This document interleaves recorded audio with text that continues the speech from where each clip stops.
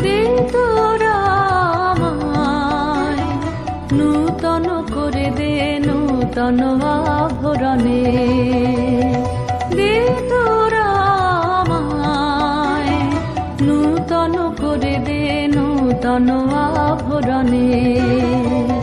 হেমন্তের অভিসম্পাতে রিক্ত কিঞ্চন কানন ভূমি, বসন্তে হোক দৈন্য বিমোচন নবলাবণ্য ধনে। শূন্য শাখা লজ্জা ভুলে যাক পল্লব আবরণে।